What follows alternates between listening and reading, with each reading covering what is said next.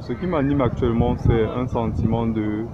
On a voulu faire quelque chose de magnifique, mais on n'a pas atteint notre objectif. Donc, ce qui nous reste à faire, c'est de faire ce qui est là d'une façon magnifique. Donc, on essaie tant bien que mal de consolider. Vous avez suivi vous-même lors du discours du président du comité d'organisation. On n'a pas pu collecter les 5 tonnes de denrées alimentaires, mais au lieu de ça, on a eu 1700 kilos, ce qui n'est pas mal, mais on se dit progressivement, on va parfaire notre méthode, on va parfaire notre travail et on va améliorer l'efficacité de notre campagne. Je me dis qu'on a beaucoup eu de leçons par rapport à cette campagne-ci. On va étaler ce savoir-faire, cette expérience-là pour pouvoir s'améliorer. Mon sentiment actuellement est un sentiment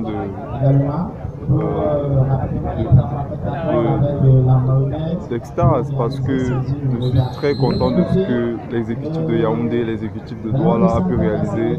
Je suis content de voir que les ambassadeurs s'impliquent vraiment, vraiment, vraiment. Je suis content de voir que les médias, je suis content de voir que les parrains s'impliquent de façon très, très directe. Vous avez vu tout à l'heure, Madame Laura Séné est carrément en train de faire l'impresario. Et ça, c'est quelque chose qui nous marque vraiment. Et pour nous, ce qui est important aujourd'hui, c'est de marquer les esprits des jeunes qui sont là, pour qu'ils puissent comprendre l'impact qu'ils peuvent avoir.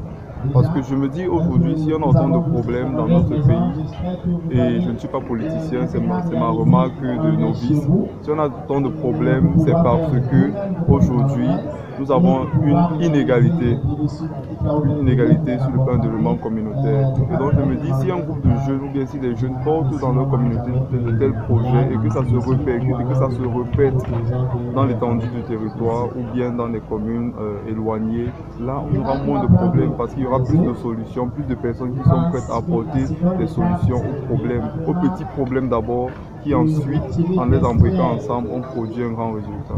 On est à la 4e édition. Est-ce que les critères de choix de faire des enfants restent les mêmes? Est-ce que le chiffre a remonté? Non, bien sûr que nous sommes une association de rêveurs.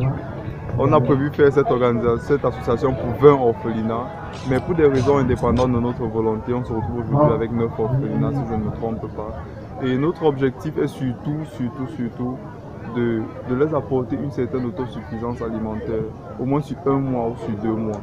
Parce que si on a mis autant d'accent sur les denrées alimentaires, c'est parce que notre projet phare, c'est le soutien scolaire. Et il arrivait souvent que quand on allait faire le soutien scolaire dans les orphelinats, les enfants se plaignent, on a faim, on n'a pas mangé, il y avait des maladies liées à la malnutrition, autant de déséquilibres qui sont produits à cause du manque ou bien des carences alimentaires. On s'est dit qu'il fallait apporter une solution et on est en train de produire cette solution avec nous l'ensemble à travers la campagne. On peut collecter 1700 kg de denrées alimentaires pour ces enfants-là, pour les aider 1 mois, 2 mois, pour améliorer l'efficacité de notre soutien scolaire, pour perpétrer vraiment le soutien scolaire et rendre à l'aise nos bénévoles et à l'aise les exécutifs qui sont en charge de coordonner tous ces projets-là. Alors concernant l'association, qui sont les bénévoles? Est-ce que ce sont les étudiants ou alors les entrepreneurs? À Domino, nous faisons ce qu'on appelle la promotion du bénévolat par compétence. Donc, les bénévoles sont des étudiants, que ce soit des étudiants en médecine ou des médecins, que ce soit des ingénieurs, que ce soit des enseignants, que ce soit des journalistes même, des psychologues.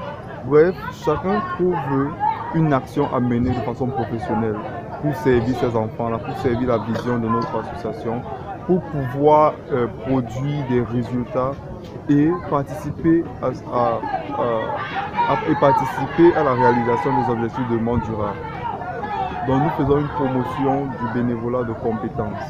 Ce n'est pas un truc en désordre, c'est un truc bien structuré, bien organisé avec des objectifs à court, moyen et à long terme. Et nous projetons avoir 1500 bénévoles recrutés en 2019 pour avoir 30 000 bénévoles d'ici à l'horizon 2028. Ce sont nos objectifs. Nous avons plus de 200 bénévoles et plus de 13 ambassadeurs à travers le monde.